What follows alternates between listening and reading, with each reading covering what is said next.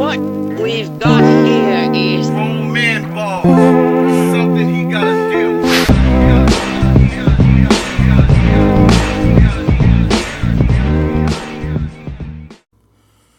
Cool Hand Podcast, something you gotta deal with. I'ma just let y'all know right now, it is 10:45. I am tired. I was supposed to record this episode Monday. It's Thursday evening, and I have to go to work tomorrow. Excuse me, but I just wanted to get this episode out because I got other stuff going on next week, and if I don't get this episode out tomorrow, it's never gonna happen. Now, I done lost a little bit of my fire because I'm upset, Pittsburgh. And I'm upset. I'm mad at you, Pittsburgh, and we're going to get to that in just a few minutes because I'm finna make this episode short. Let's try to 15, 20 minutes. I can't say everything I want to say in 10 minutes, so we're just walk with me, and I'm mad. Please keep that in mind. I'm mad, and I'm mad at you. If you're listening right now, I'm most likely mad at you too. So, I'm about to give you a verbal, I'm not going to say that. It sounds weird. A verbal spanking. That sounds just sounds a little funny. So, anyway, so shout out to my man. Shout out to my man, Brandon. My man, Brandon hits me up. He says, hey, we're hitting this concert.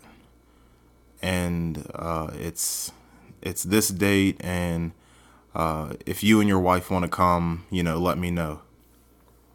He said the band's name. He sent me a link. It was for a band called The New Respects. And I said, all right, bet. I clicked the link. I see their look. I like their look. In this picture, most of them had afros.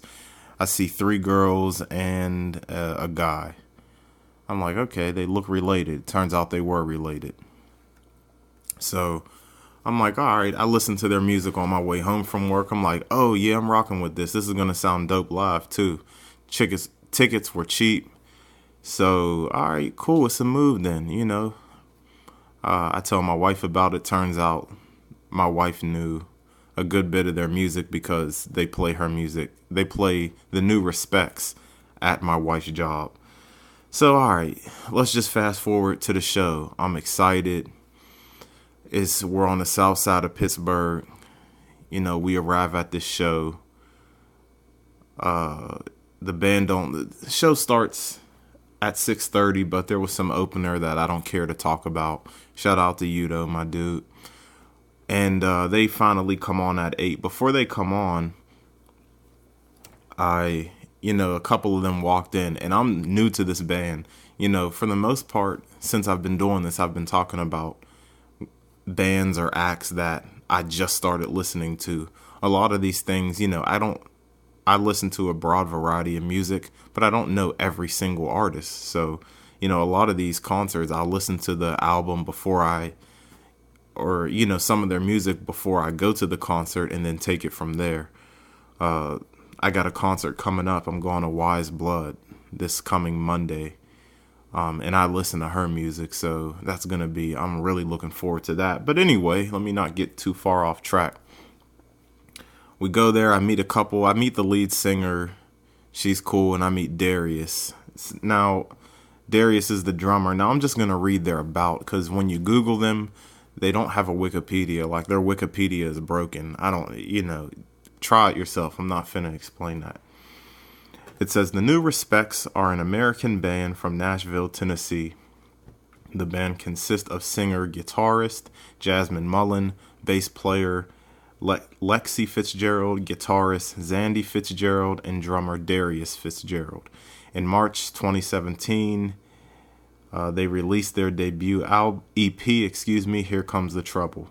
Okay, so just real quick, their music is soulful, groovy, funky, poppy. I can see them blowing up. And if it wasn't on the mainstream scale, they'd be like in that middle tier artists where in terms of popularity. But I can see them being bigger just because all of a sudden it's popular to be black, for some reason. You know, I feel like in pop culture, it's popular to be black now. Y'all remember, and if anybody who's out there who is black, who is African American or a black American, whatever. I'm 25 years old. I was born in 1993. All right. I'm chocolate. That's what I've been called. I'm chocolate. I wasn't, midnight black. I wasn't Charlie Murphy black. You know what I'm saying? I remember in 6th grade, and I'm chocolate. Keep this in mind. The lights would go out. They'd be like, "Where's Quentin?" I just said my name. I never said my name once. I say Q on here, but oh well. Well, now you know my name, all right? I think somebody else said my name on another podcast. I was trying to be like The Weeknd, trying to keep it a little mysterious. You don't got to know too much about me. Well, I just blew my cover, all right? So they used to be like, "Oh, where's Quentin?" I'm not even that dark. Like, y'all know y'all can see me. All I can see is eyes and teeth. Wow, okay. But now all of a sudden, I don't know when this started, but all of a sudden having natural hair got embraced, and Solange was doing this way before it was popular. FYI. I remember I used to go on, a little young bull. I would go on websites and Solange was getting clowned because her hair was so short. That's a fact. That's a fact. They used to clown Solange saying that she had like a little boy haircut. This is a fact. I don't know and this is the thing. This is a fact, but it's only going off of my words. I don't remember every website I was on where I would see Solange getting clowned on because she had short hair and that she was looking rough. They said she looked like the drum instructor off of Drumline. Y'all know the drum instructor. He also had a part on like Everybody Hates Chris too. I kid you not. I'm not making this stuff up. And now it looks like Solange was ahead of the game. Matter of fact, because her hair is flourishing, all that stuff. I'm gonna get on y'all about Solange too because I'm mad. Like I said, I'm mad at y'all. When did y'all start liking Solange? Was it when A Seat at the Table came out? The answer is yes. When did y'all start liking Childish Gambino? When he started walking around with a teddy bear, right? Or was it when Redbone came out? Oh, alright. Yeah, answer me that. When did y'all start liking SZA? Oh, when come on, man, what's that album? I was just listening to it today. Control System, whatever. Control, that's what it was called. Control System was an Ab-Soul album. When Control System came out, oh, I ain't never see people really talking about none of the 3 artists I just named like that. They weren't Twitter popping. They weren't Shea Butter Twitter popping. They weren't none of that. I don't know what switch flipped where everybody started liking them, and there's nothing wrong with that. I'm just saying it's just kind of weird. It's just kind of weird the way things popped off. Like, you think about somebody like J. Cole. J. Cole was a Twitter favorite, a Shea Butter Twitter favorite from the jump. Childish Gambino, they looked at him like a cornball. Facts. I witnessed it. They looked at that dude like a cornball. For some reason, before the internet came out, then he started gaining. But where were y'all when? And I'm not the biggest Childish Gambino. I don't even listen to his music anymore. I used to. Then I just wasn't interested. It's that simple. SZA, I didn't even like her first project. I thought it was okay. Like, I thought it was straight. I'm not gonna say I didn't. I disliked it because it did have some tunes on there. But and when it comes to Solange, I wasn't bumping Solange like that. I remember she had like some red album, like it was 2 different shades of red. I think it was an EP, but nobody cared about Solange. And then all of a sudden, it just her album cover comes out, and it's the fact of the matter that everybody is quote unquote different nowadays. Being different is so accepted that nobody is different now. That's just my opinion. You can take your little edgy Instagram pictures of you with your mouth open, or the sunlight hitting your eye, and you take the picture. You're not different anymore. You can color your hair. You're not different. You're not different. If everybody's different, then nobody is different. Then different is the new norm. Being normal is different now. I'm a normal guy. I'm normal. They used to think I was a weirdo, but now I just proved to be very normal because y'all are weird. I'm not. And I'm gonna tell y'all why y'all are weird too, because you weren't at this show. Now let me get back to the topic that I was talking about, the new respects. And this episode is gonna be called You Better Respect Me. And I got that from Fat Joe. There was a story Fat Joe said he was beating up Papoose, and he said while he was beating Papoose up, he told Papoose, "You better respect me." So I'm so fired up, man. And I was tired about 30 minutes ago, but now I'm just fired up because y'all got me mad. All right, I wasn't even going to do this. Now y'all got me mad. So to sum it up, to sum this show up, it was a tremendous show. It was a tremendous show. It was so much fun. And it was a small show. And I'm going to address y'all on that in a minute. But I'm going to talk about the highlights let me talk about the highlights first. I had so much fun. Because it was a small show, there was some benefits. You know, I'm yelling, I'm heckling in a good way. I don't know the proper definition of heckling, but when you think of a heckler, you think of something of like, you know, somebody, you know, kind of like patronizing the artist or comic. You hear that word in comedy.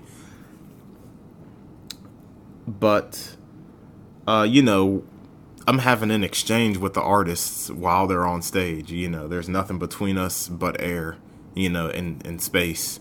And there wasn't that much space between us. So, and they're having a good time. They're laughing. They're laughing at a dude dancing in the crowd. They're laughing at me at the dumb stuff I was yelling out to them. And it was so interactive and it was so much fun. And these girls and Darius they're all relatives, by the way. And they're, you know, giving little monologues between songs. It was an intimate show. It was an intimate show. Let me speak English. And you can tell all of them were genuinely enjoying themselves up on the stage. And this is one thing I think when I'm, you know, at these concerts. I think, are we going to get an artist at 100% giving like an honest effort in their performance? Because you think these people are on the road, they're traveling, who knows what they're eating, you know, if they're stopping at a gas station or if they have no time and they have to get fast food. You know, food affects your mood. Food affects everything. So, you know, I just never know what we're going to get. And, you know, so far in all the concerts I've been to, it seems like you know what, I went to see Toro y Moi once, and he was one of my favorite artists at the time. And that show was not as good as I thought it would be. I still like Toro y Moi, but that show, it was off. Like maybe I hyped it up too much, but back to the topic. And Darius is on the drums. So the girls, they're singing, they're playing the guitar, playing the bass, and they have these like choreographed between themselves dance moves. And it just felt like we were watching a band perform in their garage. And that's not an insult, because I saw the purity, I saw the innocence, I saw fun. That's what I saw. I saw childlike fun in their performance. Not to mention, it was mind-blowing. Not to mention, the lead singer has the voice of the equivalent to watching I don't know, Care Bears. I don't know. Her voice was great. And I honestly thought live, because her voice sounds different. A little different in the studio, like studio versions. Her raw voice to me favored Beyonce. And this is coming from somebody who isn't a huge Beyonce fan. Beyonce has a great voice. I don't like all of her music. So I felt her voice slightly favored Beyonce. And I couldn't help but think it when I would listen to her, you know, sing live. So she has this amazing voice.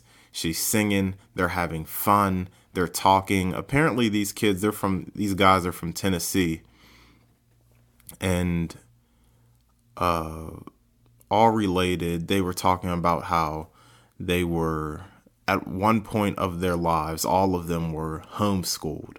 Not at the same time, but all of them were, homeschooled. So, they're talking, they're saying how much they appreciate everyone coming out. Although there was only 17 people, they didn't look at the glass half empty. I hate using this term, but they looked at it as half full. But I'm going to just tell you something about that. Don't ever ask that stupid question to me. I just used it, but if the glass is half empty or half full, however you say it, it doesn't matter how you look at it. If I see a glass that's at its halfway point, how I'm going to determine if it's halfway full or empty depends on if you were pouring or drinking out of it. I've had this debate with people, and I just feel like I make the most sense. I honestly feel like I make sense. If you're pouring something in, it's half full because the goal for the drink is to be full. If you're pouring it out or drinking it, it's half empty. How is that so hard to interpret? It just makes so much sense to me. It's not up for debate. It's not up for debate. Now, back to what I was talking about. They were having fun. They were laughing. They were laughing with each other. They were laughing at each other. And they were saying that new music was coming. And they played a new song. The first song was Take You There.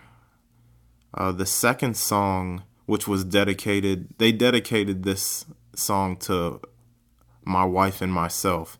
It was called Coffee in the Morning. And they said it's about, that person who wakes you up in the morning. That's refreshing to you, just like coffee in the morning. Kind of self-explanatory, don't you think? And that song was funky with like a mix of pop. And that was my favorite out of the two songs that played. So the two new songs that they played off of whatever project they have coming, or maybe they won't make the cut, I don't know.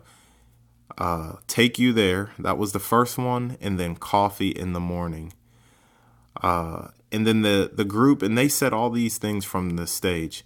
They said they did not grow up singing together, contrary to popular belief, because all of them sing and they harmonize, but they learned to listen to each other's voices, and they learned to sing together in that regard. But they didn't just grow up, we're all little young kids, 5, 6, 7 years old, and, we're all, choir singing and we sing together. And they mentioned when they have very small shows, they play, they did the song What Makes the World Go Round. They did it a cappella, which I put on the Instagram. I put a little clip of that on my Instagram, on the Cool Hand Podcast Instagram. It was amazing. It was amazing. And they ended the show with the song Something to Believe In. And my final notes from that was, it was genuine and they were grateful to be here, although it was a small show. Now let me address the small show part. You should be ashamed of yourself. And I'm sorry that I got to say, I'm not sorry, because shout out to my man Brandon. Shout out to Brandon for hitting me up because I didn't know their music. And that's probably the excuse that many people have. And they're a part of Capitol Records. I don't know what the deal is when you have a record deal, but what's up with the promotion? More people need to hear this music. It was honest, fun music. Their message was clear. It was about having fun, dancing, love. Fun, dance, love. Do you like one of the three things? Do you like 33.333% of those things. Do you like fun? Okay, you don't like fun. Do you like dancing? Dancing's probably considered having fun. So you probably like 67%. I think that's 67%. So you probably like 67%. Do I need to continue? No, I don't. So, but 17 people, I counted. I think more people showed up for the opener. It was like some local dude. More people, and his whole team came out. The opener, he was a local. Whole team came out. I need a gang like that who's gonna support me. He had his whole team come out with him, and I'm not even gonna talk about his performance because I don't want to. But all I'm gonna say about that is, them people should have stayed for the real show. With all due respect, there was a real show that was going on, a crazy show. So if you showed up for the opener and left, you missed out to me. You missed out. And I'm mad at them too, all of y'all. I'm gonna forgive you. You know, I'm a forgiving person. I'm gonna forgive y'all, but I'm gonna just let you, I just gotta talk to you. And some of this is, I think the word is satirical, but that's how I feel on the inside. What time is it? It's 11:06. I gotta go to sleep, man. But I'm an old man. I should have been asleep at 7:30. But 17 people is pitiful. It was just pitiful. Them giving their all, them putting on a show, and them not cheating us. Tickets were cheap. But I thanked them after the show. Of course, I grabbed some merch, and I'm wearing it tomorrow, which is Friday. I'm wearing it tomorrow. I'm wearing it. And the merch is fire, too. The shirt I got is fire. That shirt's crazy. So, I was just disappointed. I apologized on behalf of the city. I said, I'm sorry you didn't have a big turnout. I'm talking to them like I'm a day one fan. That's because they made me that way. It was my guys' move to come out here. But once I got a hold of that music, I couldn't let go. I felt like I was a part of the group after that show because I was singing along with them. I'm swaying to the music. I'm feeling like I'm up on stage with them. That's how it felt. I was talking to one of my homies. I said, bro, you missed a good show. He said, I saw your Instagram videos. I didn't get the hype. All right, man. Y'all boys nutty, man. If y'all done it, y'all nutty. Nutty. Y'all boys nutty for missing out on that show, talking about I didn't get the hype. That's because you had to be there. You can't get everything through an iPhone lens or an Android lens. You just have to be there. You have to be in the moment. And those moments are something that were very valuable to me. Like that, I laughed a lot. That's the most I laughed ever during a concert because I was having fun. Like me and my wife were having fun. She's laughing at me do stupid dances. It was fun, dog. That's all I got to say about that. But I don't ever want it. If you know me, don't ever complain about there's nothing to do in Pittsburgh. Don't complain because you need to step outside. You need to go outside. You need to get yourself a $15 ticket to an amazing band whose price is going to go up in a few years because I'm sure they're going to catch steam. They're signed to Capitol Records. I'm pretty sure that's a big record label. I'm pretty sure because I heard Capitol Records before. If I heard of your record label before, then you must be big because it's not like I'm over here researching record labels in my spare time. I barely had enough time to do this. I'm doing OT with this. Shoot. But I'm disappointed. And y'all need to respect them. No pun intended. I thought it was disrespect, 17 people, but they looked at things so positively. They're like, it's okay. One time we did a show And we were doing a show for the bartender. I'm like, no. Y'all did it. See, it couldn't have been me. I'm telling you, dude. And I'm gonna just keep it. I'm just being honest. If I'm in a band and no one's there except the person who works there, y'all are gonna kick me out because I'm gonna refuse to play and I'm gonna be lazy. But the thing is, they said one of their first tours, and this is the difference between them and I. And I think experience. I think what I'm gonna say that came with experience. They said like their first tour, they were miserable because they were playing for the crowd reaction, playing to visibly see if they can like reach someone's. I'm paraphrasing. This isn't verbatim. To like see, for a reaction, for this, maybe I would say, for compliments, things like that. And they weren't having fun. And they say, they're determined to go out there and have a good time and give a good show everywhere they play. And I'm like, that's some real stuff. And that's something that we need out here. They were so positive, so nice, so humble, so grateful, so genuine. And I don't feel like it was an act.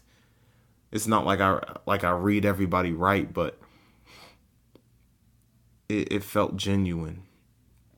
Even the person, we took like a group picture with them. Everybody who was there, like all the friends I was with, we took a group picture. This person, now I don't swear. The person who was taking the picture, he said, now everybody say, X, Y, and X, which are words that I don't use. And even the band members were like, it was awkward. He was like, he tried it again. And we're like, stop, dude, just take the picture. But it's like, you don't even meet that many people out here in this world who don't use vulgar, obscene, or, cuss. I'm like, that's peculiar. That's, it's hard. You don't meet too many people like that out here.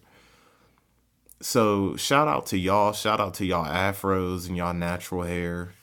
Because I know that stuff ain't easy. I'm so glad I'm not no woman. That stuff is being a woman looks so frustrating. Just dealing with hair. I don't even want to.